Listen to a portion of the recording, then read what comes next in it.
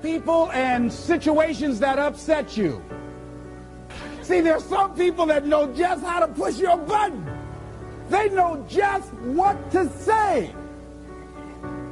But I'm not going to expend any energy arguing with anybody. Life is too short, ladies and gentlemen, and unpredictable. I don't want to spend my time arguing with anybody, so I avoid situations that will get me upset. I don't argue with people. Draw the line, ladies and gentlemen. There are certain things that we just go through life just taking, and at some point, you just got to draw the line and just say enough is enough. You got to do that with yourself. One negative stroke is 16 times more powerful than a positive stroke. And if you have people around you who are not sensitive to who you are, and the people that can hurt you the most, ladies and gentlemen, are the people that you love. That you love. They're the ones that you're vulnerable to. They're the ones that can get to you. And if they're insensitive, I don't care who they are. See, if you don't draw the line with people, if you just let them run rampant in your life, and you let things happen to you that you don't feel good about, if you continue to allow it to happen, you won't feel good about yourself. Your image of yourself will erode. So you've got to draw the line. Why do people just go to a job where they're miserable, day in and day out? Why do people stay together and they're miserable, sleeping in separate rooms, or arguing, or the only thing they have in common is paying the bills? Don't talk, don't communicate, don't share anything together. Day in and day out, as short and unpredictable that life is, being mean to each other. Why do people do that?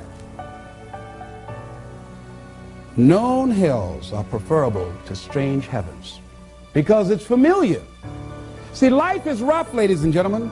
It's rough, and it's scary. It's scary growing. It's scary taking a chance. It's scary acting on your intuition, on your guts. It's scary. It's frightening. There are people that's tolerating things right now, and they're immobilized by fear. They can see the hammer coming, and they're afraid to even move because it's scary. To go against the dominant thinking of your family, friends, and those people you associate with every day is perhaps the most difficult act of courage you will ever perform. See, when you start growing, when you start changing the way you walk, the way you talk, the way you act, the way you respond to things, the way you use your time, when you start saying, no, I can't do that. Why? You're too busy. You don't have the time. No, I have my own agenda. So if people can put you on a guilt trip, they will. And use you and abuse you over and over and over again. You got to draw the line. You have to draw the line on them. Don't go through life feeling like you're powerless. Victims are people that are powerless. You're not powerless. You are powerful.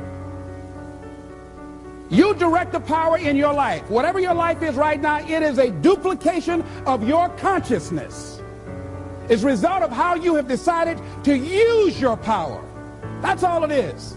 That's not who you are. That's just a perverted use of your power that you aren't satisfied with.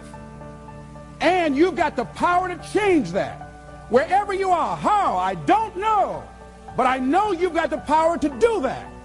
But you don't know what has happened to me. It really doesn't matter what has happened to you. See, the only thing that really matters is what are you going to do about it? That's all that matters. That's all that matters. You can allow it to destroy you, or you can allow it to build you up.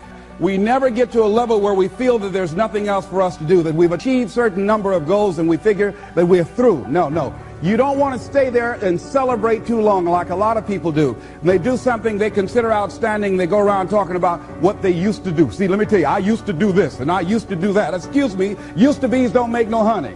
What are you doing now? You're still here breathing. That means you've got some more to give.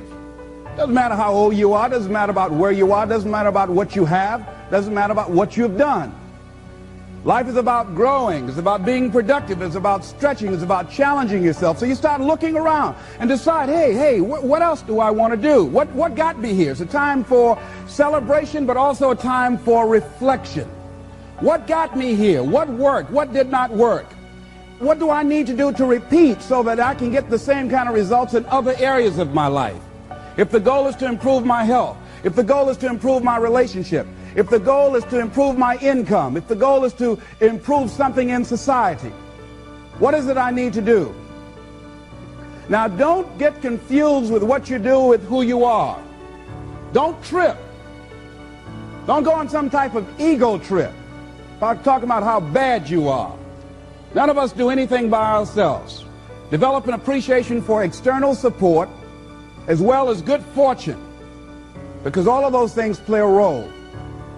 The other thing is, don't go overboard celebrating. You must meet with triumph and disaster and treat those two imposters just the same. You look at it, hey, I did it. I feel good about that. Now you're moving on to the next thing. Things did not work out the way you wanted them to work out. You didn't produce the results you wanted to produce. Hey, miss that. Win some, you lose some. Next, moving right on. Don't confuse who you are with what you do. And make your mind fertile ground for the seeds of opportunity. Think, if you want to experience a sense of fulfillment, you've got to have an open mind so that ideas can come in there and take root and grow. So part of beginning to have fertile ground, you got to break that ground up. You got to break up that hard crust. Because if you don't, seeds will fall there and the wind can blow them away, the winds of doubt. When you're set in your mind and you refuse to grow and you're not open to new ideas, new methods, new ways of doing things, if your mind is already fixed, you become stagnant. You can't grow. You can't have a sense of fulfillment. You become extremely cynical and negative about everything. You know it all. So you want to begin to look at life and have a sense of curiosity, not know it all. You want to keep learning, keep growing. Realize that we had a theme. You never find out how much you know until you find out how little you know. And there are some people you can't tell anything. They have all the answers. Oh, I've already done that. So many of us count ourselves out of things prematurely. You don't know what the possibilities are up in there. So you want to be open, you want to continue to learn, you want to continue to grow, you want to begin to know that there are unlimited ideas out here waiting for you to latch on to them. And if you don't take advantage of them when they come your way because you're so closed-minded, do understand somebody else will. And we've all had ideas that we did not act on and looked around and somebody else had the idea and gone with it. So be open and receptive. Become involved in life. Live your fantasy. Most people go through life not living their fantasy, sitting up in the bleachers, looking out on the field, looking out into the arena, wishing that they were down there, just fantasizing, seeing themselves running with the ball. Decide to live your fantasy. See, in life, you can go through life, you can come up with reasons or you can come up with results. You can come up with excuses or you can come up with achievements. You can go through life blaming or you can come up with solutions. The choice is in your hands, satisfaction or despair. We can choose that. So look at your life and decide what it is that you want to do that will give your life a sense of worth. Someone said that your life worth is measured by your accomplishments and not by your complaints. You want to have a fulfilling life? Decide not to make your life predictable. So some people, their lives are very predictable. They got a little routine, they do that and they follow that day in and day out, day in and day out. You don't get much juice and happiness out of life like that if you're predictable. You want to change it up. Variety most certainly is the spice of life. Here's something else. Want to create a greater sense of fulfillment? Challenge your fears. Challenge them. Look those fears in the face and take them on. Don't allow them to rule you. Decide that you're going to take some chances. You've got to be willing to risk. If you're not willing to risk, you can't grow in life. Life has no power when you're not willing to risk. It said to laugh is to risk appearing the fool. To weep is to risk appearing sentimental. To reach out for another is to risk involvement. To expose feelings is to risk exposing your true self. To place your ideas, your dreams before a crowd is to risk their loss. To love is to risk not being loved in return. To live is to risk dying. To hope is to risk despair. To try is to risk failure. But risk must be taken, because the greatest hazard in life is to risk nothing. The person who risks nothing, does nothing, has nothing, is nothing. They may avoid suffering and sorrow, but they cannot learn, feel, change, grow, love, and live.